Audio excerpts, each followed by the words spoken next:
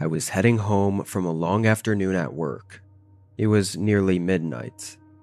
I usually take the train into the city since it's an hour-and-a-half drive there, but I knew I'd be staying late this night, past the train's running hours. I was really tired, both because of the long working shift, but also because it was already 2 hours past when I'd usually be in bed by. Once I was out of the city and driving on the long, straight, and empty rural roads, it was even more tiring and hard to stay awake. I didn't feel at risk of falling asleep, but almost like it was just torture to be forced to stay awake as I drove. 40 minutes passed while I continued down what felt like an endless road, not seeing any more than 4 or 5 cars passing by, before I caught sight of something on the side of the road. It was a pickup truck pulled off on the grassy shoulder, but no lights on or signs of anyone in or around it. Kind of weird for being out in the middle of nowhere, but probably just had some car troubles, or ran out of gas and had to get an Uber home. I didn't think all that much on it, until not 2 minutes later, I passed another. It was a car, but almost identical, parked on the grass near the trees off the side of the road, and no signs of anyone. Had to be just a coincidence, but I'd taken this route plenty of times before and never seen anything like it. It kept me a little more awake, looking off the road for any more interesting things going on. I'd say another couple minutes passed. I was looking out at the road when suddenly something appeared in my headlights right on the pavement ahead of me. There wasn't even time to see what it was or swerve out of the way. I immediately hit it with my right tire. I was kind of stunned for a moment from how out of nowhere it came from. I kept driving, listening for any issues with my car, but hoping I just ran over it smoothly. However, just a minute later, I could tell something was wrong. I didn't even have to wait for the tire pressure symbol to light up to know it was going flat. I pulled off to the side of the road and pretty much right away realized how even more coincidental this was, comparing it to the previous 2 cars I'd seen. The only difference was that I was still here in my car and they weren't. I put it in park and took a deep breath before getting out to look at the damage. I was so tired, I didn't even have enough energy to be mad, but just felt so disappointed and frustrated at this for happening on a night like tonight. I walked around to the side of my car and looked at the tire. There were clear scrapes on the paint around the wheel, and the tire was about halfway to being fully flattened. Definitely needed a tow truck and a ride home. Before getting back in my car, I couldn't help but look around at where I was, out on the side of a long empty road in between towns, with just trees in all directions. It felt kinda creepy being out there alone and stranded. It was just as those feelings started to creep up on me that I saw something else. Far down the road, someone was walking toward me. I couldn't see much of them, obviously because it was dark, but more so because they were on the side of the road, like walking on the edge of the tree line. It kind of seemed like they were trying to stay off the road, to not be seen.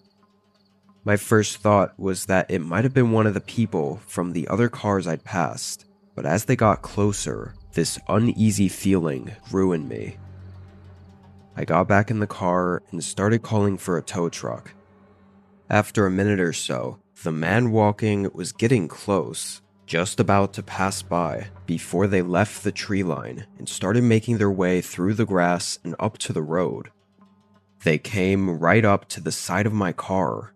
I watched them as they came up to the window. They didn't say anything, but they were noticeably jittery and, I don't know, unstable, I guess. It was very hard to read them or what they were doing. After a few seconds, though, his eyes locked on me. His gaze was incredibly disturbing and instantly had me feeling the need to get out of there. I put my car in drive and drove away. I knew I risked damaging my wheel, but my gut told me that something was really off about that guy. I made it just 20 seconds down the road before passing another car. This one was different though. Its door was partially open and the inside lights were on. It looked like it must have been where the guy came walking from. I kept going. At the nearest town, I pulled over and got help with my car. I thought it was honestly just a really strange experience and would never really know what that guy wanted or what even happened. After everything was fixed, I'd mostly forgotten about it. That was until 4 days later. I heard about a disturbing story of two people going missing along the road that I often took to and from work. I immediately thought about the two abandoned cars I'd seen that one night and quickly looked more into it. My body went numb when I saw it was on the same exact night, and those two cars were from the two missing people. Both cars had damage to their tires from hitting something in the road, likely put there by someone to purposely get them stranded. I called police to give them information, but as of today, neither of the missing people have been found yet. As far as I know, there hasn't even been a single clue or lead as to who was behind it, or what they did to them. It still haunts me to think about how close I was to being the third missing person.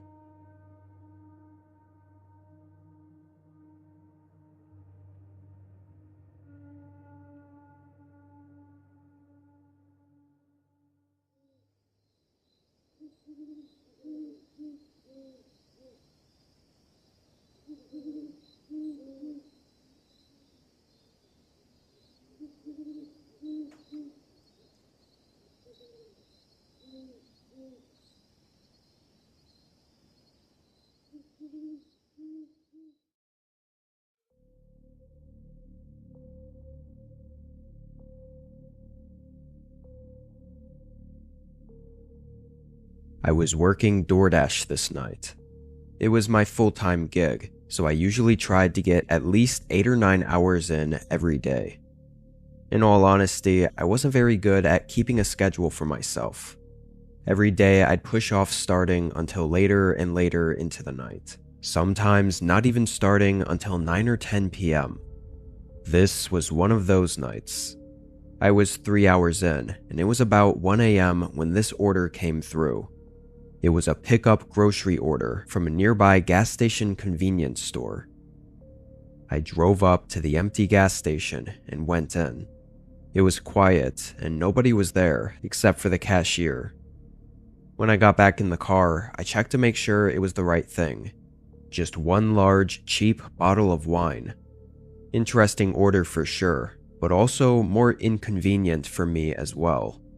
I always preferred just driving up and dropping everything off on the porch without interacting with anyone. But with alcohol, I had to check their ID, so I would have to wait for them to answer. Anyway, I started driving. It was just over 15 minutes away in the woods. Most of the town was forested, so this was nothing out of the ordinary. However, pulling down their driveway, it was very rugged and harsh. It didn't seem well cared for at all. Then I reached the house. It stood alone, just a single, very old home. It didn't seem like any lights were on, so I could only see the front of the house from what my headlights were shining on it. I parked and got out. The woods were quiet. It gave the sense that I was alone, with every sound I made being the only audible noise in the area. It was 1 a.m. though. I stood beside my car and pulled up the order on my phone, making sure I had it all ready to go for the ID check and everything. While I was there, I noticed a light out in the woods. I really didn't think about it too much though, because it looked like it was probably a light from someone else's house, like a porch light or something. I couldn't actually see the house though. The light was too far away and just barely shining out from between all the trees. After getting the app all set, I walked up to the porch. I didn't see a doorbell, so I knocked on the door. I could hear the knock echo throughout the inside of the house, like it would in an empty home. Kind of weird, but again, I just ignored it and waited for someone to answer. Really, the only thing I felt was off up until this point was that no lights were on in the house or on the porch. Still, the only light allowing me to see were my headlights shining onto the front of the house. It being an older home in the woods was fairly common around here, so I know it sounds strange, but to me it wasn't anything off-putting. After a good minute of waiting, I finally heard something from behind the door, and just a moment later, it opened. Immediately, when the door opened, I noticed just how dark it was inside. I figured there would be some dim lighting in the back of the place, or that maybe they would turn on the lights as they came up to answer the door. But no, it was basically pitch black in there. I could barely even see the man that was standing in the doorway. He was on the taller side and kind of thin, and the shadows covered most of his face. I said I just needed to check his ID really quick for the alcohol. He nodded, and I think slightly smiled, but I couldn't see very well. He told me to give him a minute to grab his wallet. His voice was slow and gravelly. The man left the door open as he turned around and walked down the hallway to the other end of the house, completely disappearing into the void of darkness just a few feet back from the doorway. Now I was unsettled. I mean, I already kind of was, but now seeing the guy was just living in a pitch black house, it was really strange. I think as the uneasiness started building in me, I began nervously looking around more. I looked back at my car, ominously sitting in the gravel driveway with its headlights on, and nothing but the dark woods behind it. Then my eyes drifted to the forest next to it. I noticed that light again, the one I saw out in the woods, but it was closer. I stared at it, and after a few seconds, I could tell it was moving. Not like it was shining all around, but it was just slightly swaying or shaking, like someone was standing still, holding up a flashlight and pointing it toward me. I felt a chill go through my body. The light had to be only 50 feet out in the trees. It was still completely quiet outside though. I couldn't hear anyone or anything. But as I stared at it, I suddenly heard something from inside the house. I shifted my eyes back through the doorway, looking through the darkness of the front hall. I could hear these quiet creaks on the floorboards, like someone was carefully moving closer to the doorway. I jumped off the porch and ran for my car. As I did, the light in the woods moved, but I didn't look long enough to find out what they were doing. I got in and drove away, still catching my breath. I tried to recollect myself, getting back to the road and parking back at the same gas station. It's strange how in situations like this, the mind tries so hard to immediately think of how it wasn't what it seemed like. I really couldn't put together what exactly that was, but I was too out of it to continue working, so I went home after that and called it quits for the night. After several days of not being able to stop thinking about it, I finally did a bit of research. Not so much to figure out what happened, but more to prove to myself that it was nothing to worry about. However, I very quickly found some disturbing information. That house was abandoned. It had been for over 50 years, and that acreage of wooded land was just vacant, or was supposed to be. There weren't even any houses close to it. I don't know what was going to happen that night, but I really feel like I barely got away with my life.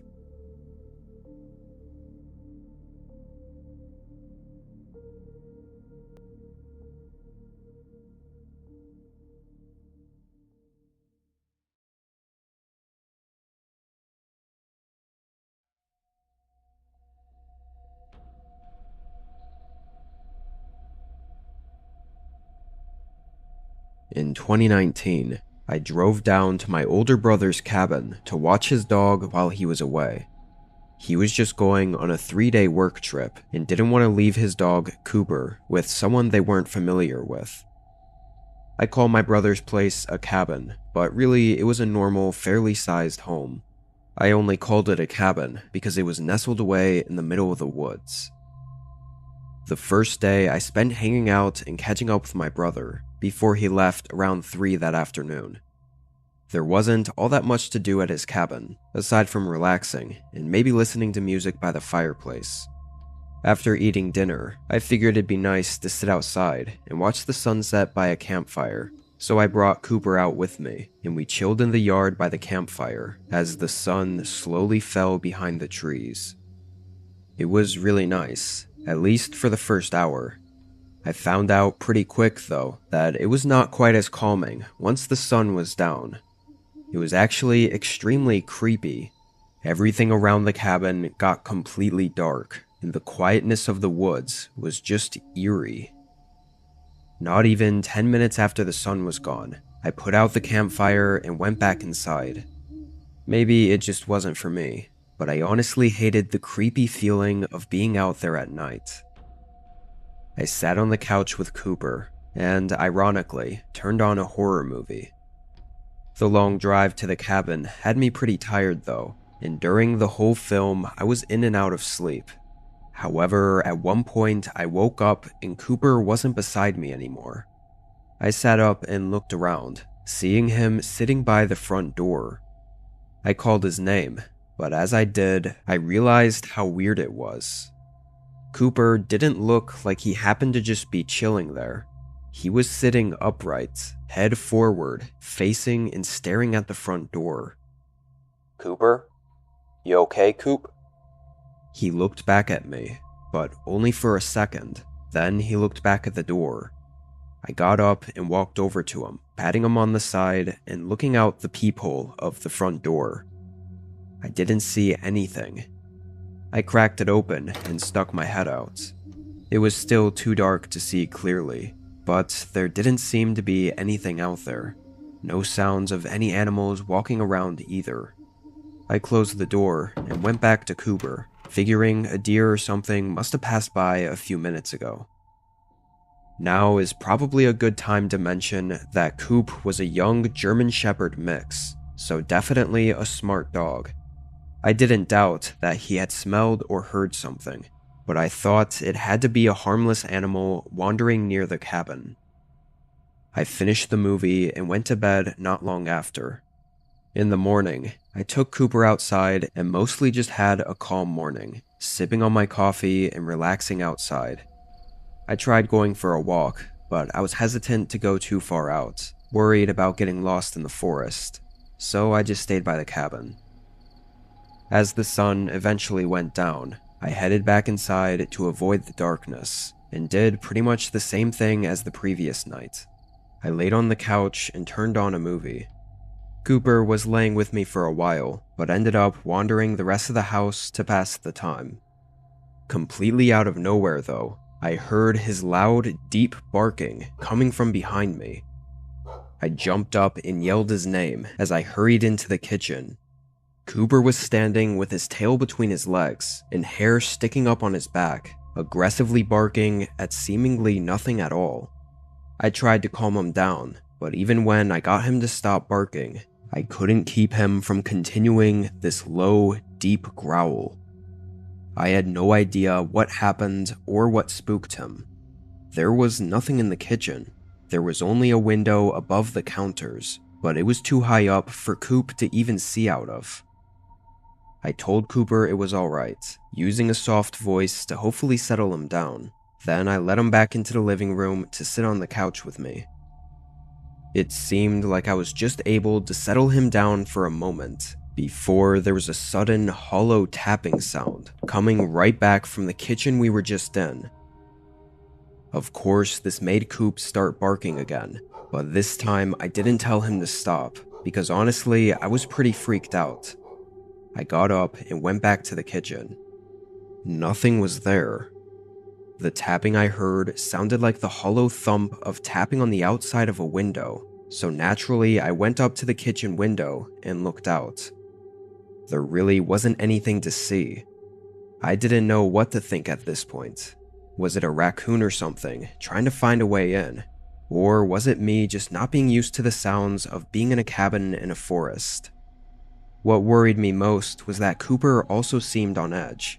Like if it were just normal sounds, then why was he freaking out so much? It was getting pretty late though, and I thought maybe moving to the bedroom would help us cool off. There was a small TV in there as well, so I continued the movie and watched in bed. Coop sat next to me, ears up and attentive the entire rest of the night. It was about 11 p.m. when I turned off all the lights in the cabin and started getting ready for bed. I let Cooper sleep in the room with me, so I closed the door and filled up his water bowl, then got in the shower to wash off before bed. Even though there were a few strange instances, I was still enjoying my time at the cabin and was looking forward to getting in bed and waking up to enjoy my last day there. But as I was rinsing off, there were a sudden few thumps against the wall, followed by Cooper barking again. I quickly turned off the water and threw on my clothes, rushing out into the room. Cooper wasn't there, and the bedroom door was now open. Coop was smart, but opening doors seemed like a stretch. I could hear his barks moving further through the cabin. I ran into the hallway and down to the other end, immediately seeing the front door was open. I didn't even have time to think because I saw Cooper barking and running away from the cabin into the woods. Within seconds, he was gone. I could only hear the faint sounds of his barking, getting further and further away. I grabbed a flashlight from the front closet, then sprinted after him. It felt like as soon as I was in the middle of the forest, surrounded by nothing but trees, I suddenly couldn't hear Coop barking anymore. Once I realized that, I stood still and kind of froze up. The forest was almost completely silent, just a quiet breeze rustling the branches above me. "Cooper? Coop! Cooper!" I called out for Cooper several times, yelling his name and hoping he'd leave whoever the hell he was chasing and just come back to me. I must have been out there for an entire 5 horrifying minutes before I heard leaves rustling ahead of me. A moment later, Coop came running toward me, his tail tucked and this look of fear all over his face, and I could hear quiet whimpers as he stared back at the darkness he just came from. I made sure he followed as I ran back toward the cabin and got us back inside. I called 911, then my brother as I waited for help to get there. Afterward, we stayed in a hotel for the night until my brother got back the following day. Unfortunately, there wasn't much follow-up. Someone was definitely stalking the cabin, likely for the multiple days I was there at least, and had somehow broken in, only to be chased out by Coop once they entered the bedroom. What's happened out there in the dark forest while Cooper was alone, I honestly don't know, but poor Coop was apparently terrified for weeks after that. Thankfully, he seemed to recover though. That was definitely the most horrifying and intense experience of my life, and if not for Cooper chasing them away, I don't know if I'd be here right now. Being over 6 years since then, Coop has gotten older, pushing 10 years old now. I still love getting to see him every time I visit my brother, and even though he's not my dog, I still love him and appreciate what he did for me that night at the cabin, and for keeping my brother safe from whoever is still out there.